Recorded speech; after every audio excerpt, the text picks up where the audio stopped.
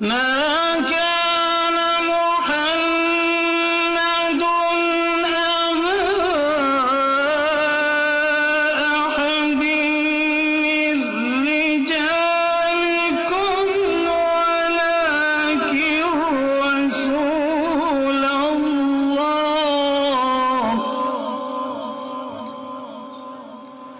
ولكن رسول الله وخاتم النبيين.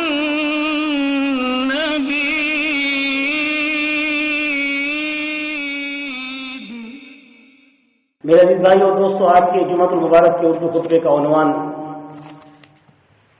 محبوب کریم محمد الرسول اللہ صلی اللہ علیہ وسلم کے اخلاق طیبہ میں انداز تربیت. قرآن نے کیا خوب فرمایا اور حق اور سچ فرمایا کہ دو لفظوں میں اللہ نے اپنے حبیب کی ایسی تفسیر اور سیرت پیش کی ہے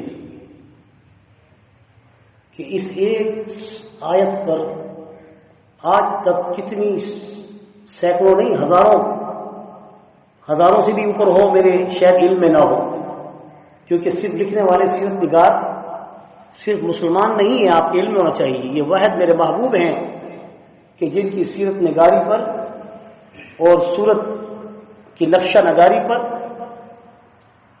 کافروں نے بھی کتابیں لکھی ہیں. میں اس آیت پر غور کرتا ہوں تو بے حیران ہو جاتا ہوں کہ لقد کان لکم فی رسول اللہ اسوۃ حسنہ. قرآن نے ایسے لفظ کا انتخاب کیا ہے کہ ذرا غور کیجیے قرآن کی فصاحت و بلاغت پر، کہ جس فصیح و بلیغ رب کا یہ کلام اتنا فصیح و بلیغ ہے، تو جس سینے پر اس فصیح و بلیغ کلام کو اتارا گیا وہ سینہ کتنا فصیح و بلیغ ہوگا. کسی شے کے اعزاز کے لیے محل کا ہونا شرط ہے، چاہے جتنی بھی نمازیں کو پڑھے، جتنے بھی روزے رکھے، جتنی بھی خیراتیں کرے، بل گریڈ بن جائے یا کوئی بھی بن جائے، اگر کلمے کی دولت سے محروم ہے تو کچھ بھی نہیں اس کے پاس. آخرت میں خالی ہاتھ اٹھے. الحمدللہ ثم الحمدللہ، کہہ دو الحمدللہ علی نعمت الاسلام. کہو الحمدللہ علی نعمت الاسلام، الحمدللہ علی نعمت امت محمد صلی اللہ علیہ وسلم. جیسے ایمان اور اسلام ہماری لیے بہت بڑی نعمت ہے، بعینہ محبوب کریم محمد رسول اللہ صلی اللہ علیہ وسلم خود ہمارے لیے بہت بڑی نعمت ہے. اسوہ آپ کا طریقہ، آپ کا انداز، آپ کا کردار، آپ کا گفتار، آپ کا بولنا، آپ کا بات کا کرنا اور سمجھانا. صحابہ کہتے ہیں کہ رسول اللہ صلی اللہ علیہ وسلم کی ذات مقدس جب بات کرتی تھی تو کان کلام رسول اللہ صلی اللہ علیہ وسلم کلاما فصلا یفہمہ کل من سمع. ابو داؤد کی حدیث ہے کہ آپ صلی اللہ علیہ وسلم کی آواز ہم تو نقال اپنے علماء کی بھی پوری نقالی نہیں کر سکتے. اپنے اساتذہ سے جس سے پڑھا ہے، میرے ایک استاد محترم ہیں، اللہ ان کی عمر لمبی کرے، باقی تقریباً میرے اساتذہ جنہوں نے مجھے پڑھایا تھا بڑے کبیر شیخ تھے، بڑے بڑے عمر کے تھے، الحمدللہ ان سے شرف تلمذ حاصل ہوا، لیکن وہ سارے فوت ہو چکے ہیں. ایک ہی استاد میرے باقی ہیں، زندہ ہیں، سید عبداللہ شاہ صاحب. ان کے حق میں دعا کریں کہ وہ بیمار ہیں، اللہ تعالیٰ ان کو صحت عطا فرمائے اور ان کی سرپرستی علمی دینی تربیت کے لحاظ سے جو انداز تربیت اسوہ رسول سے وہ پا چکے ہیں. پرانے بزرگ اور پرانے علماء کرام کی مثال دنیا میں اب نئے آنے والے مولویوں سے ہم نہیں دے سکتے، چاہے جتنے بڑے بھی عالم بن جائیں. اب آپ بتا سکتے ہیں کوئی صحابی کے رسول کا برابری کر سکتے ہیں؟ سارے ولی، حتیٰ کہ شیخ عبد القادر جیلانی محبوب سبحانی کا آگے ذکر آنے والا ہے اگلے جمعے، وہ خود فرماتے ہیں کہ مجھ جیسے ہزاروں لاکھوں عبد القادر اکٹھے ہو جائیں، حضور کے ایک صحابی کے گھوڑے کی ناک کی گرد کے برابر بھی نہیں ہو سکتے، کیونکہ وہ میت کیسے لاؤں، وہ شرف صحبت کہاں سے لاؤں، وہ پیارے نظر شفقت نظر کہاں سے لاؤں، وہ سینہ کہاں سے لاؤں، وہ محبوب کا خوبصورت چہرہ کہاں سے لاؤں۔ میرے پیارو، جب جنت البقیع میں جایا کرو تو کم سے کم اتنا ضرور سوچا کرو کہ میں کسی ولی کی قبر پہ نہیں کھڑا۔ ادھر تو ہم جاتے ہیں، بے شک ہمیں ادب احترام پورا کرنا چاہیے، یہاں تو ہم چومتے بھی ہیں اور اللہ سے مانگ کے ان کا وسیلہ بھی دیتے ہیں اور خوب دیر تک کھڑے رہتے ہیں اور خوب بیٹھ کے اچھی طرح ہم تلاوت کرتے ہیں، ان کو اثار ثواب کرتے ہیں، ٹھیک ہے، ان کو ضرورت نہیں ہے صحابہ کو، لیکن ان کے پاس زیادہ ٹھہرو جو میرے محبوب کے پاس زیادہ ٹھہرے تھے، ان کے پاس زیادہ بیٹھو جو میرے محبوب کے ساتھ بیٹھے تھے، ان کے روضے پر زیادہ ٹھہرو جتنا میرے محبوب کے پاس، اس سے کم چلو ٹھیک، لیکن صدیق اور عمر کی جگہ پہ آ کر بھی تھوڑی دیر اگر وہاں ٹھہرنے نہیں دیتے، پیچھے مڑ کے آ جایا کرو۔ ادب کا تقاضا بھی یہی ہے کہ حضور پر روضے سلام کرتے ہوئے نکل نہ جایا کرو باب جبریل سے، مڑ آیا کرو، کیونکہ صحابہ آ کے سلام کرنے کے بعد چلے نہیں جاتے تھے، آ کے مجلس میں بیٹھتے تھے، بیٹھ کے پھر جاتے وقت پھر حاضری کے بعد جانے کا سلام بھی کرتے تھے، تب جاتے تھے، ورنہ وہ منافق ہوتا تھا جو حضور کے پاس آ کر پہلا سلام کرتا، جاتے وقت سلام کر کے نہ جاتا، وہ منافق ہوتا تھا، اور ایسا منافق سب سے پہلا خارجی تھا جس کا نام ذوالخویسرہ تھا، جو علی سے بھی خروج کر گیا اور اسلام سے بھی خروج کر دیا۔ یہ بہت لمبی تفسیر آئے گی انشاءاللہ، وہ بھی بتاؤں گا۔ تو اس لیے حضور کا ادب، انداز تربیت کیا ہوتا تھا کہ صحابہ میرے محبوب کی خدمت میں جب آتے تھے تو آنے کے بعد بیٹھ جاتے تھے، بیٹھنے کے بعد حتیٰ کہ نماز پڑھتے تھے، نماز کے بعد آپ صلی اللہ علیہ وسلم جب تک بیٹھے رہتے تھے مصلی پر، ہاں یہ مسئلہ بتا رہا ہوں، اس وقت تک صحابہ نہیں اٹھتے تھے، صرف صحابیات کو حکم ہوتا تھا کہ آپ اٹھ جائیں، نماز ہو گئی اب گھروں کو جائیں۔ اس لیے حضور نماز کے فوراً بعد دعا نہیں کراتے تھے۔ کچھ لوگوں کو مغالطہ ہے کہ نماز کے بعد جو دعا ہوتی ہے تو حدیث سے ثابت نہیں، بے شک اجتماعی دعا اہتمام سے حضور نے نماز کے بعد نہیں کرائی، لیکن اس کا یہ مقصد نہیں کہ آپ نے مطلقاً دعا ہی نہیں کی، آپ تھوڑی دیر افاقہ کرتے تاکہ عورتیں گھروں کو چلی جائیں، یہ انداز تربیت تھا تاکہ مردوں کا عورتوں کے ساتھ اختلاط نہ ہو۔ انداز تربیت دیکھیں، اور حضور کا ادب یہ تھا، جو ادب زندگی میں ہے وہ ادب آپ کی اس دنیا سے رحلت کرنے کے بعد آپ کی حیات دنیا کی حیات سے اور زیادہ اقویٰ ہے۔ یہ ہمارا ایمان ہے کہ اللہ نے آپ کو برزخی حیات دنیا کی حیات سے اور زیادہ طاقتور دی ہے، اگر چاہے تو سب کو بیک وقت بھی اللہ حضور کی زیارت خواب میں کرا سکتے ہیں، اگر اللہ چاہے تو بیداری میں بھی حضور کی زیارت کرا سکتے ہیں، کون انکار کرتا ہے؟ بڑا ہی معروف اور قسمت ہے جو حضور کی ملاقات کا منکر ہے۔ میں تو کہتا ہوں جو صحابہ حضور کی زندگی میں حضور کی مجلس میں آ کر جو زیارت کا شرف حاصل کرتے تھے، آج بھی اہل نظر حضور کے روضے اقدس پر جب جا کے اپنی نظریں جھکاتے ہیں، آنکھ جھکائی دیدار کر لیا۔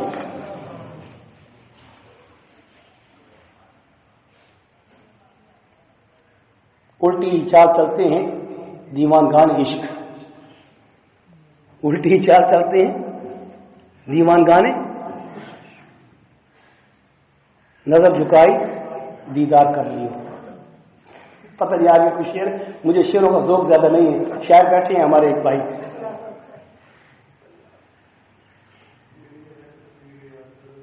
رانا صاحب بتا دیں صحیح کہہ رہے شعر؟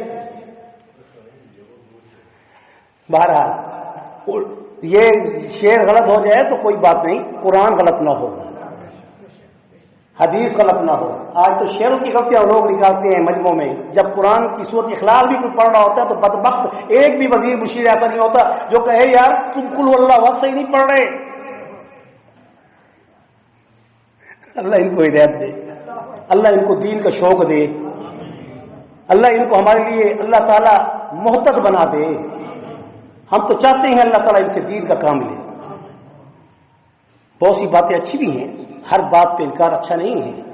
بہرحال میرے بھائی اور دوستو، حضور کا انداز تربیت یہ تھا کہ نماز کے بعد آپ صلی اللہ علیہ وسلم فوراً اٹھ کے چلے نہیں جاتے تھے، اس لیے بعض لوگ صفوں کو پھاڑ کے جا رہے ہوتے ہیں بغیر تقاضے کے مت اٹھا کریں۔ ٹھیک ہے، نماز کا سلام پھر کیا وہ جا سکتے ہیں، لیکن اگر کوئی کام نہیں ہے، ایمرجنسی نہیں ہے، تو ان کو بیٹھنا چاہیے جب تک امام دعا نہ کرا لے، اس وقت تک نہ اٹھیں، کیونکہ حضور صلی اللہ علیہ وسلم عورتوں کے گھر تک آدھے راستہ طے کرنے کے بعد، ذکر اذکار کرنے کے بعد پھر آپ ہاتھ دعا کے لیے اٹھاتے تھے۔ یہ سندن حدیث موجود ہے، اور اس لیے کوئی یہ نہیں کہہ سکتا کہ نماز کے بعد دعا کرنا بدعت ہے۔ اہتمام نہیں تھا، اس لیے امام کو بھی چاہیے کہ اہتمام نہ کرے، ایسا دعا کرائے تاکہ نمازی پیچھے جو نماز پڑھ رہے ہیں بقیہ، ان کی نمازوں کے اندر خلل نہ پڑے۔ اس لیے تو اس کو کہا جاتا ہے کہ نماز کے بعد آیت الکرسی پڑھے، تاکہ جو وہ پچھلی نماز بقایا پڑھنے والے جب کھڑے ہوں تو کم سے کم وہ سورۃ فاتحہ اور سورۃ ملا کر وہ رکوع میں جا چکے ہوں، تاکہ ان کی تلاوت پہ خلل نہ پڑے۔ یہ سنت ہے۔ انداز تربیت آپ صلی اللہ علیہ وسلم کا، جب آپ بات کرتے تھے تو آپ صلی اللہ علیہ وسلم کی آواز بالکل صاف اور بالکل واضح، اور اگر کوئی شخص حضور کے الفاظ کو گننا چاہتا یا لکھنا چاہتا تو وہ لکھ بھی سکتا تھا۔ انداز گفتگو بھی دیکھیں اور انداز کتابت بھی دیکھیں کہ ایک شاگرد حضور کے تھے جن کا نام ابی شاہ تھا، عبداللہ ابن ابی شاہ۔ وہ ہر بات حضور کی لکھتے تھے، ہر بات۔ یہ میں حدیث صحیح کا حوالہ دے رہا ہوں، جو کہتے ہیں نا حدیثیں بعد میں لکھی گئی ہیں۔ آج بھی وہ پتھر موجود ہیں جن پر قرآنی آیات کندہ ہیں، آج بھی وہ صحائف علی کے موجود ہیں جن میں قصاص و دیت کے سارے احکام لکھے ہوئے موجود ہیں۔ اس لیے یہ دین وہ دین ہے جو 1500 سال بعد بھی قرآن کی ایک آیت کو بھی کوئی اس کا انکار کر کے یہ نہیں کہہ سکتا کہ اس کی آیت کی زبر زیر غلط ہے۔ ٹیلی کر کے دیکھا گیا ہے۔ آج کے اس دور میں ان کافروں نے تحقیق کی ہے، جتنی تحقیق مستشرقین نے قرآن و حدیث پہ کی ہے اتنے مسلمانوں نے بھی نہیں کی، جتنا کہ انہوں نے قریب کے دیکھا ہے کہ ان کی کوئی ایسی بات پکڑی جائے جس سے ہم یہ ثابت کریں کہ نعوذ باللہ یہ دین تحریف کا شکار ہو چکا ہے، جیسے پچھلی کتابیں تحریف کا شکار ہو گئی، امینڈمنٹ کا شکار ہو گئی۔ میرے محبوب کے لکھے ہوئے نقوش بھی انمٹ ہیں، اس لیے تو پتھروں پر بھی لکھوایا گیا، یعنی پتھر پہ لکیر ہے۔ اللہ نے حضور کی کلام کی وحی جب نازل ہوتی تھی تو پتھر پر بھی لکھے جاتے تھے، کاغذوں پر بھی لکھا جاتا تھا، ہڈیوں پہ بھی لکھا جاتا تھا، اونٹ کی بڑی بڑی ہڈیوں پہ لکھا جاتا تھا، چمڑوں پر بھی لکھا جاتا تھا۔ کمال ہے کہ وہ چمڑے، وہ پتھر، وہ اوراق آج بھی محفوظ ہیں، وہ خط میرے محبوب کے آج بھی محفوظ ہیں، جو 1500 سال پہلے کے دنیا میں تبرک کا درجہ رکھتے ہیں۔ جب تک موجود ہیں دنیا پہ عذاب نہیں آئے گا۔ اے محبوب کریم صلی اللہ علیہ وسلم، ہم اپنی بندوں کو اس وقت تک عذاب نہیں دیں گے جب تک آپ ان میں موجود ہوں گے۔ کون سی آیت ہے؟ بڑی پیاری آیت ہے قرآن مجید کی۔ اے محبوب کریم صلی اللہ علیہ وسلم، جب تک آپ ان میں موجود رہیں گے ہم اس امت پر عذاب نہیں لائیں گے۔ علامہ سیوطی رحمۃ اللہ علیہ نے لکھا ہے، حضور دنیا میں بھی موجود تھے، حضور اس دنیا سے جانے کے بعد بھی موجود ہیں، اس لیے اس امت پر اجتماعی عذاب نہیں آئے گا۔ وَأَنْتَ فِيهِمْ کے الفاظ آخر میں آتے ہیں، وَأَنْتَ فِيهِمْ، اے محبوب جب تک تو ان کے اندر ہے عذاب نہیں آئے گا، تو پھر عذاب جب نہیں آئے گا تو قیامت کیسے آئے گی؟ اس لیے تو فرمایا قیامت اللہ کا حکم ہے۔ اے محبوب کریم صلی اللہ علیہ وسلم، وہ تو اینڈ ہے جس کے بعد ہم نے ایسا ایسا ایسا مقدمہ حیات جو کہ موت پیش کرنا ہے، تب تو جا کے پتہ چلے گا کہ اے محبوب کریم تیری خاطر دنیا کو سجایا تھا، اب جنت میں ہمیشہ کے لیے تیرے ساتھ سجائیں گے۔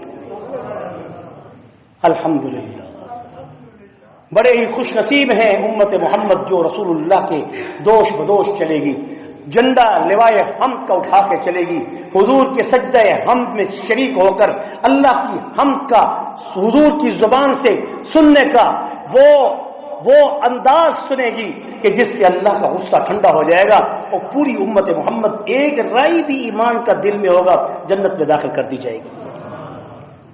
حضور اکرم صلی اللہ علیہ وسلم لیکن انداز تربیت دیکھیں سمجھانے کا کہ دنیا سے کیسے ان کے دلوں سے محبت نکلے۔ ایک دفعہ جا رہے ہیں راستے میں ایک بکری کا بچہ مرا ہوا تھا، تو صحابہ کو بلاتے ہیں جو ساتھ تھے، دیکھا ہے یہ بکری کا بچہ؟ کہاں؟ کیا مرا ہوا ہے؟ کہاں مرا ہوا ہے؟ انداز تربیت دیکھیں، انداز گفتگو دیکھیں۔ اگر میں اس کو 1 درہم میں بیچنا چاہوں تو آپ خریدیں گے؟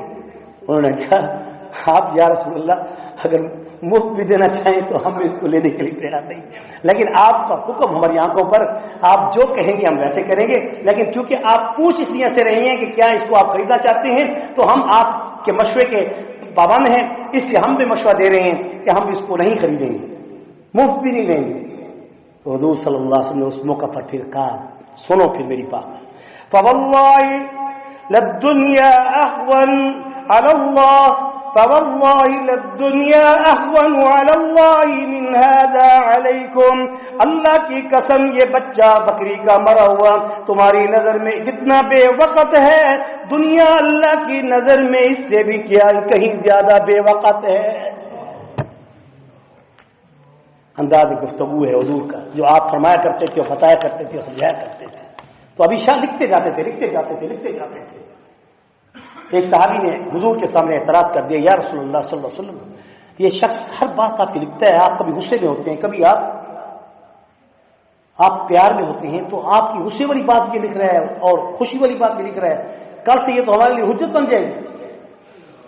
تو حضور علیہ السلام نے اس موقع پر ابن شاکا کو خطاب کرتے ہوئے، امام بخاری نے اس کو نقل کیا ہے، اکتب لابی شاہ ماذا خرج الا بالحق، میں محمد وہ ہوں کہ جس کی زبان سے جو بھی نکلتا ہے حق نکلتا ہے، لکھ جو بھی میری زبان سے نکلے لکھتا جاؤ۔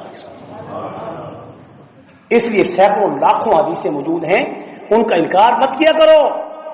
امام بخاری کو 5-7 لاکھ حدیثیں یاد تھیں، چھوٹی چھوٹی یا بڑی بڑی، لیکن انہوں نے کل 5000-6000 کم و بیش آپ نے حدیثیں لکھی ہیں۔ تو انہوں نے کسی نے پوچھا حضرت باقی حدیثیں جو آپ نے نقل نہیں کی کیا اس پر آپ کا ایمان نہیں؟ کہا اللہ کی قسم ایمان ہے، لیکن کیونکہ مسائل کو مستبد کرنا تھا تو میں چاہتا ہوں کہ اس کی سند بھی ایسی مضبوط ہو کہ قیامت تک میرے مسئلے کے سند میں جو حدیث ہو اس کا کوئی انکار نہ کر سکے۔ اس لیے اسماء رجال کا علم حضرت امام بخاری کو اللہ نے عطا کیا تھا کہ جب تک اس کا شجرہ نہیں جان لیتے تھے کہ یہ راوی کس قسم کا ہے، کبھی زندگی میں جھوٹ تو نہیں بولا، کہیں اس کا حافظہ کمزور تو نہیں۔ آپ صلی اللہ علیہ وسلم نے بھی ایسے انتخاب نہیں کر لیا تھا ابھی شاہ کا، اللہ کی براہ راست حضور کو وحی ہوتی تھی کہ ابھی شاہ نہ عقل کا کنزین ہے نہ اس کے لکھنے میں کوئی غلطی ہے، اس لیے جیسے ہم نے اپنی وحی کی حفاظت قرآن کی آپ کے ذریعے کرائی ہے، ایسے ہی آپ کے الفاظ کی بھی حفاظت قیامت تک کرائیں گے۔ ایک بچہ بھی کھڑا ہو جاتا ہے قرآن کی آیت کی تصحیح کرنے کے لیے۔ آج بہت سے ایسے حافظ حدیث کے بھی موجود ہیں کہ جو کسی حدیث کی اوپر نیچے زبر زیر بھی غلط دیکھ لیں تو فوراً کہتے ہیں آپ غلط کہہ رہے ہیں۔ انداز تربیت حضور اکرم صلی اللہ علیہ وسلم کا، آپ کسی کو مخاطب ہو کر برا بھلا یا اس کو نصیحت نہیں کرتے تھے۔ ایک شخص بہت گالی دیا کرتا تھا، باتوں باتوں پہ گالی، جیسے عام بات بداری لوگوں کی عادت ہوتی ہے، یہ غلط بات ہے۔ من حسن الاسلام ترک ما لا یعنی، اسلام کے حسن میں یہ بات سب سے اعلیٰ ہے کہ اس کی زبان خوبصورت بولے گی، ورنہ خاموش رہے گی۔ من سمت نہ جا، جس نے خاموشی اختیار کی وہ نجات پا گیا۔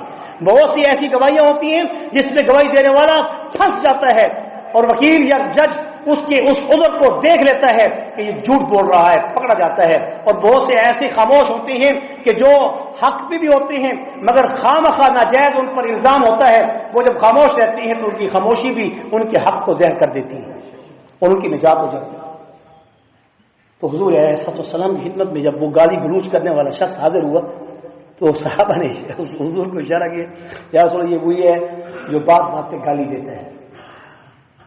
تو اس کے بعد حضور صلی اللہ علیہ وسلم نے اس موقع پر اسے مخاطب نہیں کیا، توجہ نہیں کی، ایک طرف اپنے صحابہ کو بات چیت کر رہے تھے تو آپ نے فرمایا سباب المؤمن فسوق وقتالہ کفر، دو لفظوں میں نصیحت کر رہے تھے، سباب المؤمن فسوق وقتالہ کفر، مومن کو گالی دینے والا فاسق فاجر ہو جاتا ہے، گناہگار ہو جاتا ہے، اور مومن کو یا کسی انسان کو، مومن کو قتل کرنے والا، کافر کی بات نہیں، مومن کو اس لیے قتل کرنے والا کہ یہ حق بات کیوں کہتا ہے، یہ جہاد کیوں کرتا ہے، یہ اللہ اور اس کے رسول کی بات کیوں کرتا ہے، اگر اس کو کوئی اس لیے قتل کرے تو وہ کافر ہو جاتا ہے۔ حضور فرما رہے ہیں اب کتنی گولیاں ہم نے ماری ہیں اور کتنی گولیاں ہم نے کھائی ہیں، سوچی، اللہ تعالی ہم سب کو ہدایت نصیب فرمائے۔ حضور اکرم صلی اللہ علیہ وسلم کی خدمت میں صحابہ بیٹھے ہیں، آپ کہہ رہے ہیں اپنی ماں کو گالی نہ دیا کرو، یہ حدیث ہے، اب یہ حدیث مجھے یاد نہیں، قاری صاحب بیٹھے ہیں مولانا لیاقت صاحب، کچھ میری مدد کیا کریں تاکہ ہم سب باتیں حضور کی من وہاں وہاں ان تک پہنچا دیا کریں۔ حضور اکرم صلی اللہ علیہ وسلم صحابہ کے سامنے بیٹھے ہیں اور کہہ رہے ہیں کہ ماں کو گالی نہ دیا کرو، صحابہ پریشان ہو گئے کچھ تھوڑے سے کہ ماں کو گالی کون دیتا ہے، انداز گفتگو دیکھی، انداز تربیت دیکھی، حضور علیہ الصلوۃ والسلام نے اس صحابی کی طرف جو پریشان ہو رہا تھا، کیوں پریشان ہوتے ہو، کیا آپ نے کبھی کسی کو گالی نہیں دی؟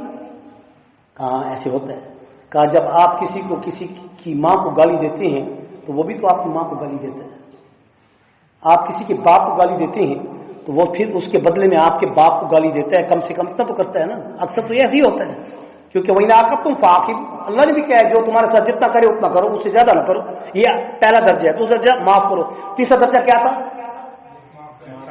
معاف کر کے احسان بھی کرو، یاد رکھا کرو سبق، پہلا درجہ اخلاق کا کیا ہے، عدلا بدلا، دوسرا درجہ کیا ہے، معاف کرو، تیسرا درجہ اوپر احسان کرو، دو الٹا۔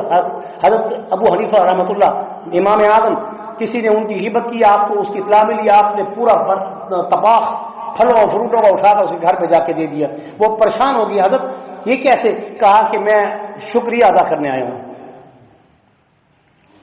حضور اکرم صلی اللہ علیہ وسلم نے انداز اپنا ایسا بتایا، تربیت صحابہ کی ایسی کی کہ ایک شخص رسول اللہ صلی اللہ علیہ وسلم کی خدمت میں آیا اور اس نے عرض کی، یا رسول اللہ صلی اللہ علیہ وسلم میں آپ سے ایک اجازت چاہتا ہوں، اپنے اللہ سے مجھے اجازت لے دیجئے کہ میں زنا کروں تو مجھے اس کا گناہ نہ ہو۔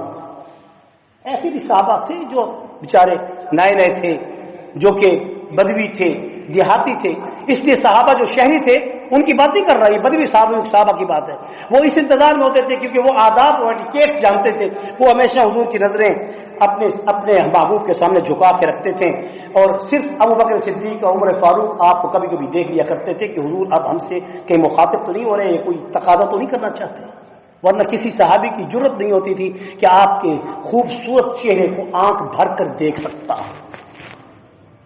یوسف کے دیدار پر تو عورتوں نے اپنے پونچے اور ہاتھوں کی انگلیاں کٹوا دی، اما عائشہ کہتی ہے جس نے میرے محبوب کی زیارت کی میرے محبوب پر انہوں نے جامیں نچھاور فرما دی۔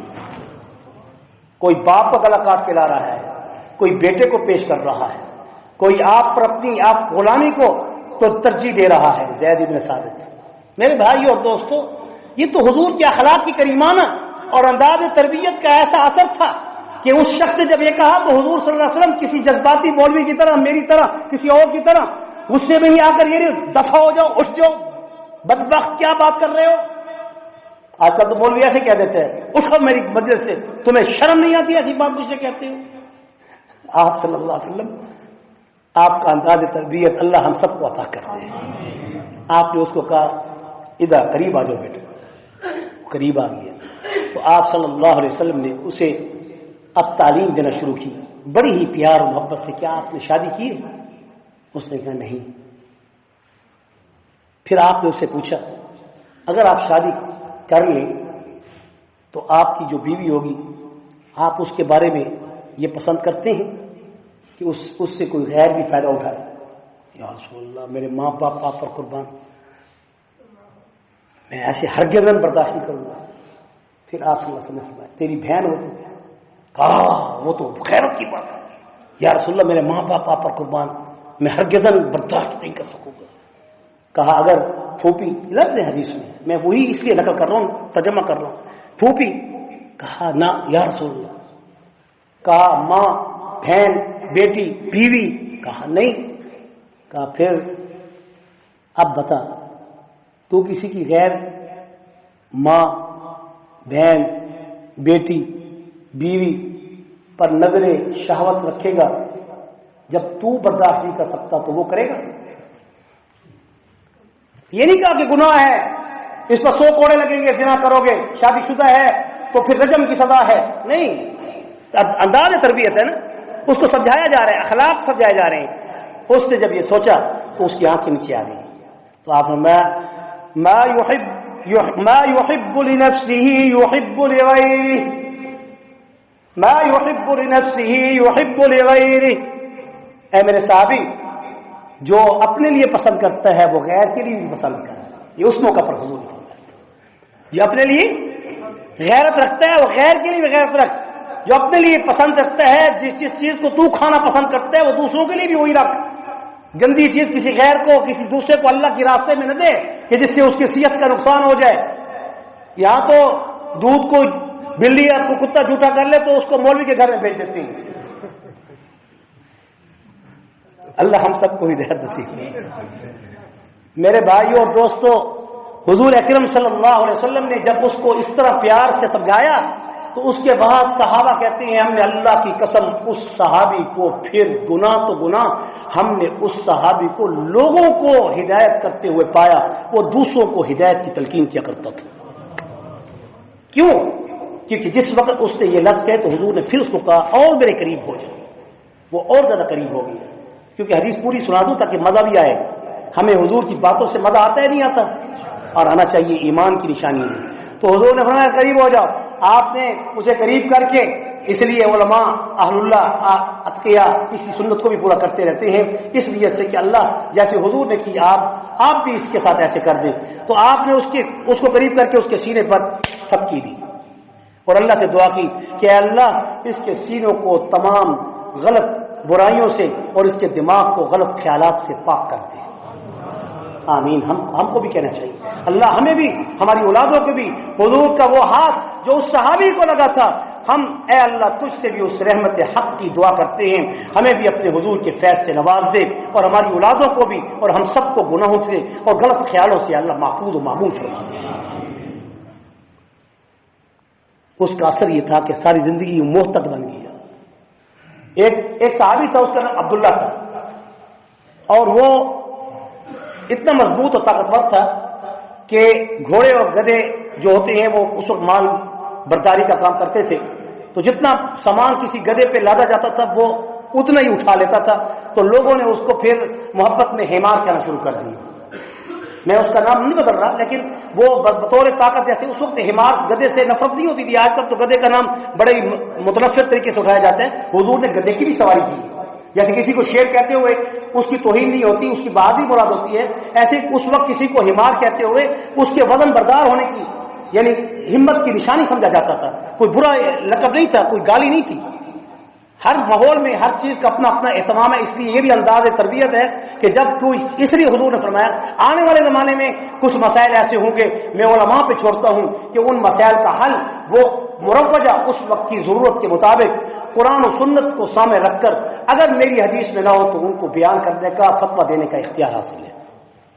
تو حضور اکرم صلی اللہ علیہ وسلم کی وہ خدمت میں آتا تھا تو وہ ہنسواتا تھا، حضور ہنستے تھے، خوش ہوتے تھے، کوئی نہ کوئی ایسی مداحیہ بات وہ کرتا تھا، حضور نے اس کو اجازت دے رکھی تھی۔